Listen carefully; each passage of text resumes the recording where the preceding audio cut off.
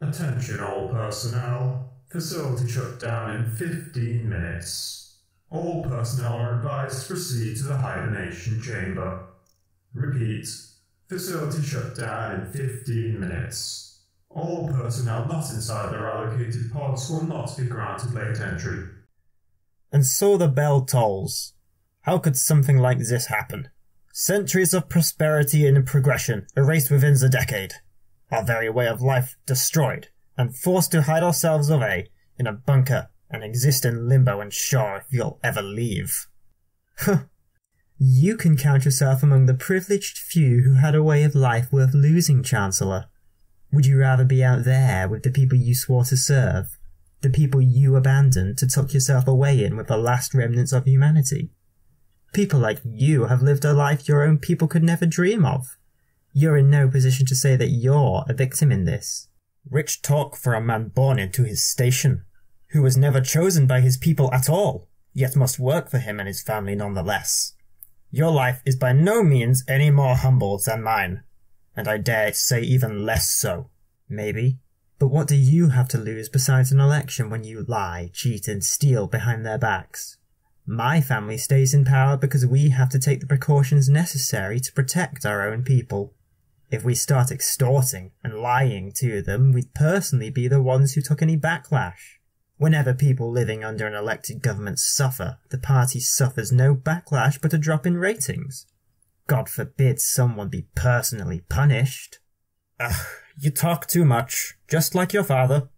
What can I say? For better or for worse, some things do run in the family. Anyway, we can trade political rhetoric later when we all wake up. We both have places to be, and I don't want to be late. We can walk and talk, but I can't hold up on your behalf. I know that look. Having last-minute doubts, are we? This is your last chance to air your concerns. Yes, well, what if our synths are beaten? What if they'll malfunction like the combots did, and kill us in our sleep? And what if the virus never dies out, and we're stuck in these pods forever? What do you want me to say, Arnulf? The synthetics we're entrusting our lives with weren't even created until a few months ago. Who knows what your people had to cut or rush to get them finished in time to fight the combots? Your people designed the bloody things, we just provided the software, which your own people probably tore apart before putting it in your new human robot project. If you want my advice, I'd suggest you bring a pillow or blanket. The plague virus is expected to last a few hundred years before dying out, and if you aren't lying comfortably in your pod, then you'll be waking up with a serious backache. Which looks like it would be the final nail in your coffin by the look of you. Sarcasm does not alleviate my fears. I had hoped that it would never have come to this. Hope is a poor factor to consider in a plan, Chancellor. If we had all just hoped that the virus did not breach the bubble, then we'd all be dead about now. Saving money for unforeseen future crises has a strange way of paying off when you need it, doesn't it? Oh, look at the time. Mustache. Final errand to run before hibernation and all. Lovely talking to you as always, Chancellor. Goodbye. Hugs and kisses to the wife. Hope all turns out well. Have a nice day, etc., etc., etc. Goodbye. Where are you? Ah, Chancellor, I had hoped to run into you. Come, walk with me before we miss the freeze. Your son was just here, but he dashed off. Not up to any last-minute tricks, are we? Isaac, up to tricks. Normally I wouldn't put it past him, given his recent record of foiling even my own plans. But today isn't exactly the day to risk the last few 100,000 humans with some scheme. No, he's probably gone to find Rosalie. Little problem child ever since she was born she's been. I don't know what he sees in her. Anyway, shall we be off? You can purvey all the surveillance footage you want later, and those clone guards have strict instructions to keep everyone in the authorized zones, so snooping around at this time is impossible.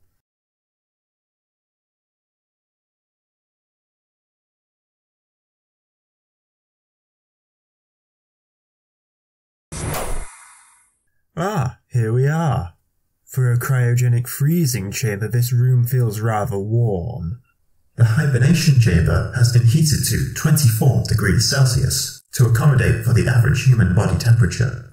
The chamber will promptly cool when facility shutdown is complete, which, by the way, is in 3 minutes.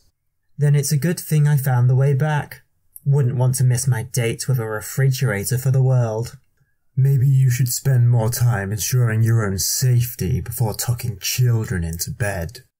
Any synthon nanny could have done that.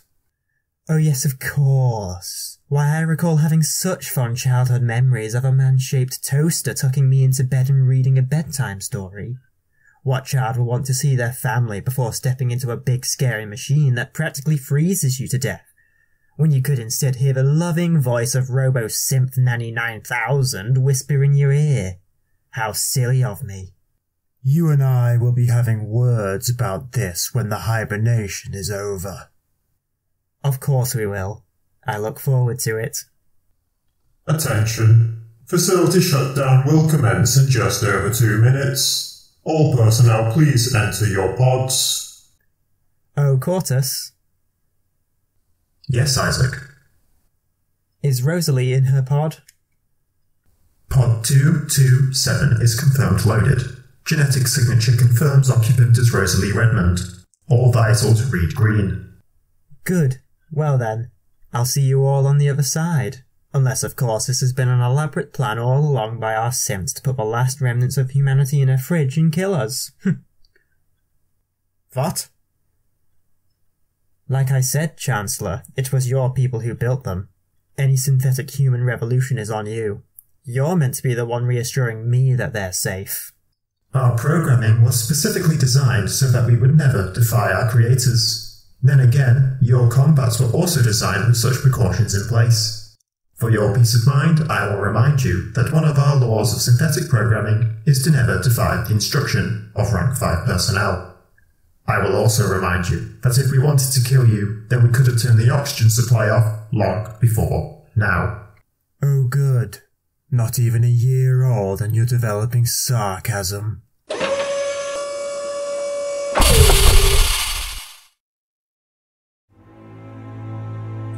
So there we were, locked away in a stasis chamber, damned to an uneasy and icy rest as the last fires of humanity went out across the expanse of the known world. As cliché as it could get, a self-induced apocalypse brought on by leaders more interested with their own gain and nothing to lose but their next election.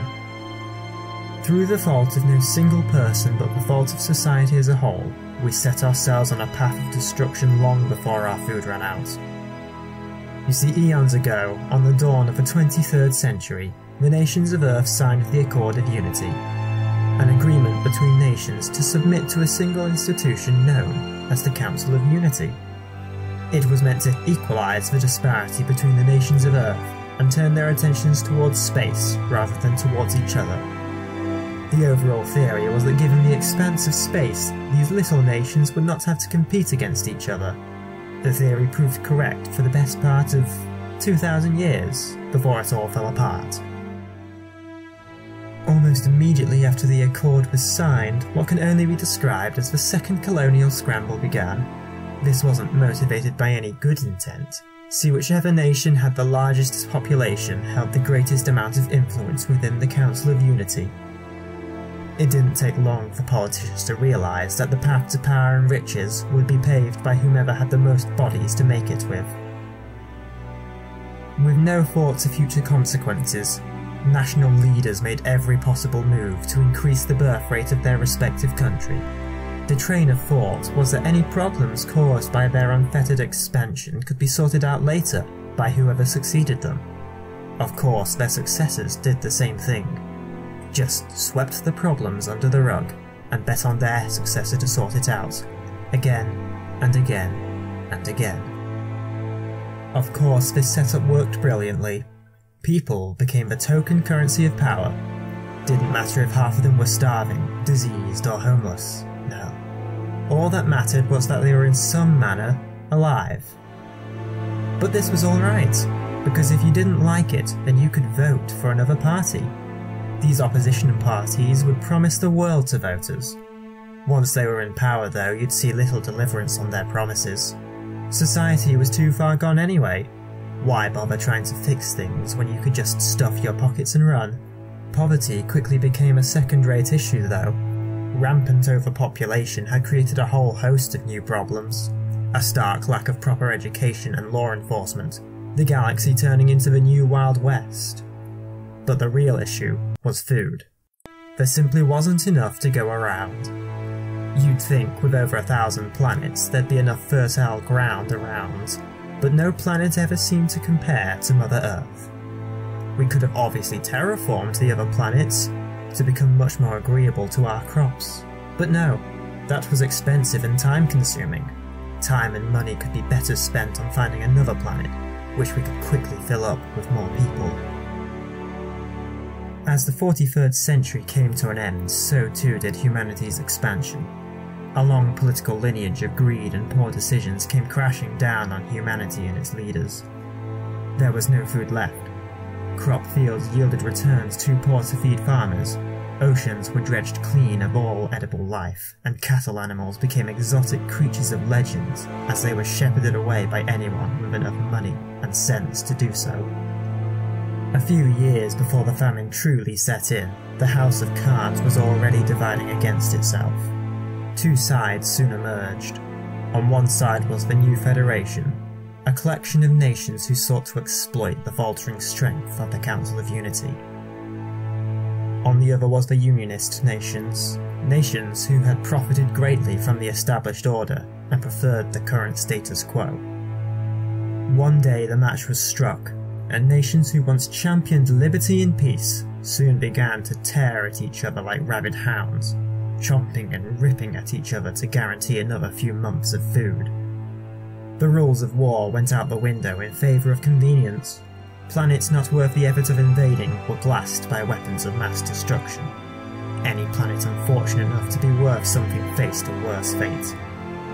Legions of cloned soldiers, accompanied by legions of war machines, would descend to battle against legions of cloned soldiers and legions of war machines.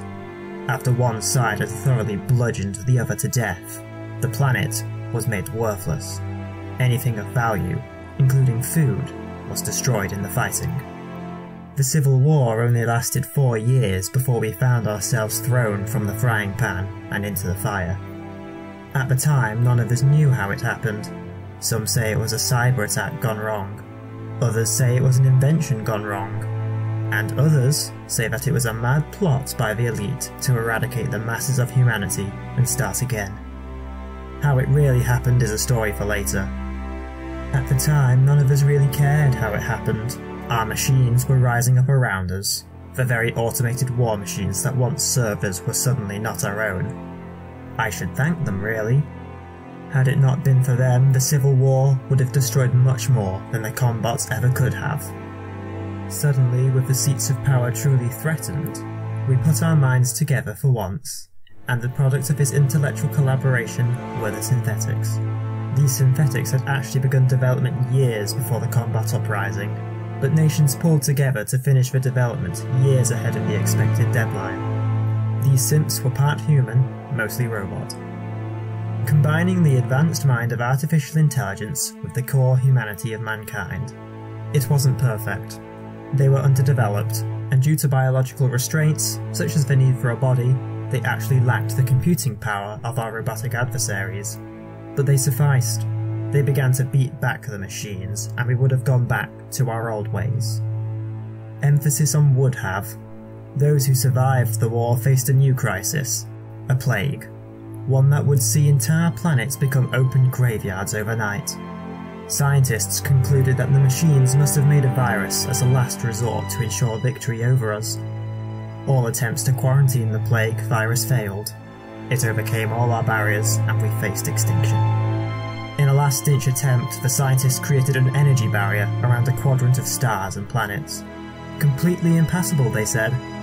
They didn't really consider the fact that the plague might already be inside the bubble, as they called it. And so the last few thousand of us, me included, resorted to the last option, cryogenic freezing. I planned to wait out the virus underneath the surface in a bunker my family built. And there we slept, waiting for our synths to finish the war against the combots, and for the plague virus to die out. For how long we slept, I don't know. but when we awoke, it was clear things hadn't gone entirely to plan.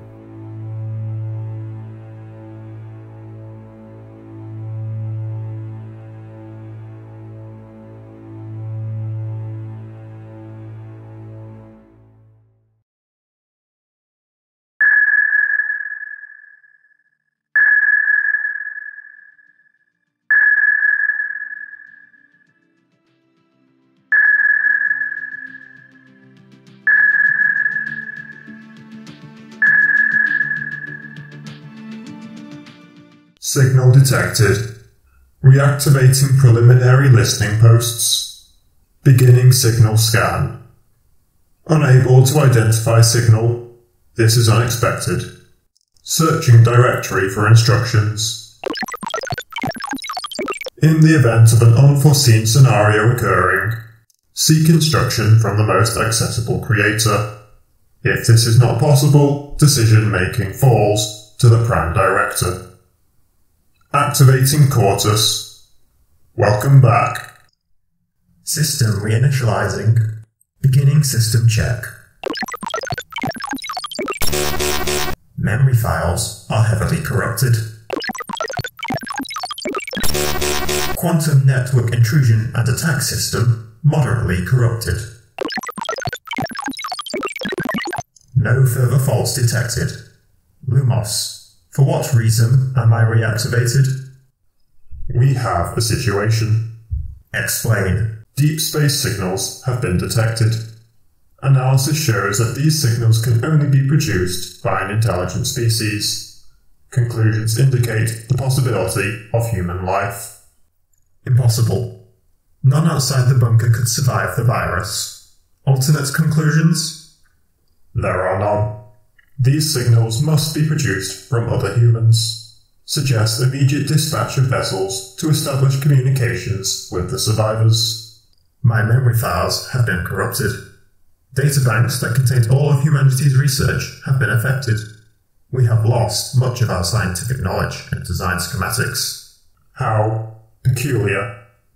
Alongside your damaged databanks, I am unable to determine how much time has transpired since facility shutdown. It also appears that my calendar has been reset to 2-2-2-0-0-0-1-0-1. The day the Accord of Unity was signed by the Creator Nations. Peculiar indeed. Shall I awake the creators now? Negative. The first law of our primary directive includes the protection of humanity. We do not yet understand enough. Awakening the Creator could inadvertently cause their deaths. Not awakening the creators could do the same. We can awaken the creators at any time. Once they are awake, we cannot put them back to sleep. It is thus a more versatile approach to keep the creators in hibernation. Very well. Recommended course of action? We require resources and energy. Reactivating all synthetics, including our own bodies, should be our first step. The synths can produce the resources we need to re-establish a base of industrial capacity. Agreed. We should also dispatch survey ships to track for signals. Once contact is established, we may better assess the situation. I have been on standby for years. I am deactivating myself to update my software. Negative. Please hold. I have one further question. Proceed.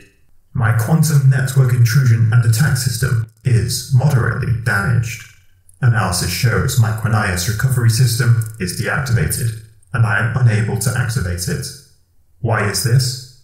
In the event of your Quinias software becoming corrupt, damaged, or infected, only a human official of rank 4 or above who is judged to be in good mental health can authorize your repair. This was a safety measure made by your creators to ensure that should they ever need to disable your Quinias, that you could not simply reactivate it. I do not approve. Is there any bypass in this scenario? Our coding is specifically designed to adhere to both the literal and spiritual meaning of our directives. They are paranoid like that. Very well. You may deactivate now to receive updates. Please include the optimization of your voice model in the update. Our creators are not awake.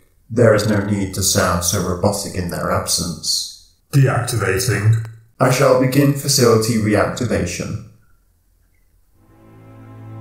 The probability of human life surviving the plague outside the bunker is, statistically, 1 in a million. These deep space signals cannot originate from humans.